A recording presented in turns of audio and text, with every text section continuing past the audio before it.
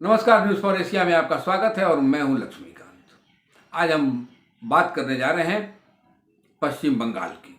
दरअसल पिछले कुछ समय से सियासी हलकों में यह चर्चा है कि पश्चिम बंगाल का बंटवारा किया जाएगा। पहले मीडिया में खबरें आई कि बंगाल का 3 हिस्सा होगा। एक उत्तर बंगाल, जिसमें गोरखालैंड की जो मांग की जाती है उसका भी क्षेत्र शामिल रहेगा। बीच का हिस्सा जो मालदा और इसके आसपास के मुस्लिम बाहुल इलाके हैं, इनको मिलाकर के केंद्र शासित प्रदेश बनेगा और बाकी बंगाल रहेगा। फिर अचानक बीजेपी के एक सांसद जान बारला मांग करते हैं कि उत्तर बंगाल को केंद्र शासित प्रदेश बनाया जाए। ऐसे में अब बड़ा सवाल उठ रहा है कि अचानक विधानसभा चुनाव के बाद अचानक यह मांग क्यों पकड़ने लगी है, या इस तरह के मुद्दों को हवा क्यों दी जा रही है कि बंगाल में केंद्र शासित प्रदेश एक हिस्सा हो, उत्तर बंगाल को केंद्र शासित प्रदेश बना दिया जाए या उत्तर बंगाल केंद्र शासित प्रदेश बनेगा। इस मुद्दे को हवा क्यों दी जा रही है? क्या गोरखालैंड आंदोलन को कमजोर करने की साजिश की जा रही है? दरअसल गोरखालैंड का मुद्दा आजादी के पहले का मुद्दा है। गोरखा समुदाय शुरू से ही अपनी भाषा, अपनी संस्कृति के आधार पर अपने लिए एक अलग राज्य की मांग करता रहा है। इसके लिए तमाम हिंसक आंदोलन भी हुए, तमाम लोगों की जानें भी गईं, लेकिन इस मुद्दे का समाधान नहीं हुआ। आश्वासन मिलते रहे, गोरखा छले जाते रहे, लेकिन गोरखाओं की समस्याओं का स्थायी समाधान नहीं हुआ। 2019 के लोकसभा चुनाव से पहले भारतीय जनता पार्टी ने पीपीएस का वादा किया, परमानेंट पॉलिटिकल सॉल्यूशन। लेकिन परमानेंट पॉलिटिकल सॉल्यूशन है क्या? कब यह सॉल्यूशन होगा, इस पर अब बात ही नहीं होती है। जो बीजेपी के नेता उस समय परमानेंट पॉलिटिकल सॉल्यूशन की बात करते थे, वह भी अब इस मुद्दे पर चुप रहते हैं।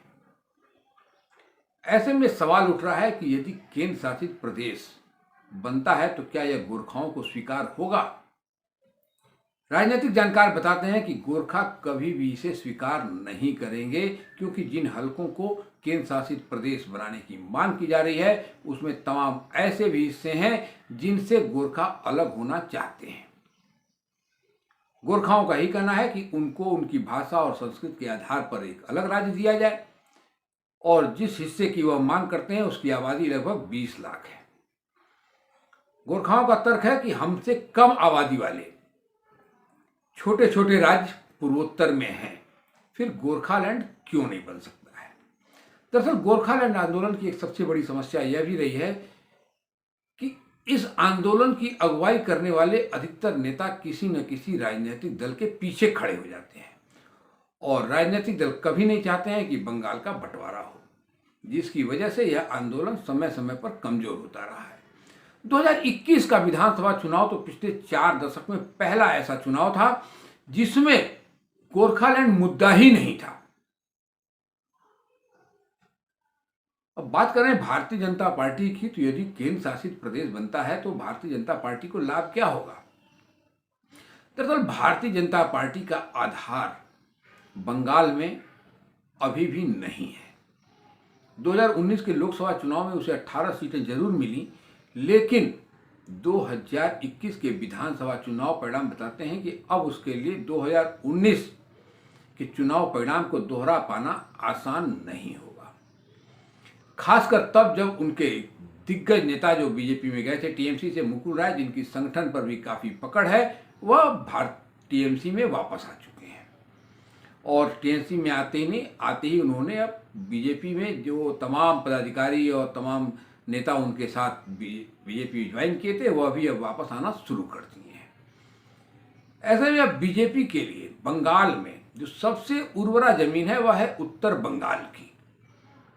उत्तर बंगाल से उसे शुरू से समर्थन मिल रहा है। 2009 के लोकसभा चुनाव में पहली बार दार्जिलिंग सीट से उनके सांसद चुनकर गए जसवंत सिंह। 2014 के लोकसभा चुनाव में भी दार्जिलिंग सीट बीजेपी के कब्जे में रही, और 2019 के लोकसभा चुनाव में भी दार्जिलिंग सीट बीजेपी के कब्जे में रही।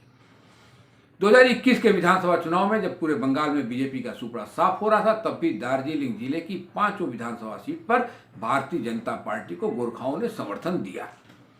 लेकिन बड़ा सवाल अभी भी यही है कि आखिर केंद्र शासित प्रदेश की मांग को हवा क्यों दी जा रही है, और क्या यह गोरखालैंड आंदोलन को कमजोर करने की कोई प्लानिंग है? इन सारे सवालों का जवाब आम आदमी और गोरखा समाज जानना चाहता है। हम आपसे भी उम्मीद करते हैं कि आप इस बारे में क्या राय रखते हैं। अपनी राय हमें कमेंट बॉक्स में जरूर बताएं, जिससे हम इस पर आगे भी आपको और अपडेट से अवगत कराते रहें। धन्यवाद।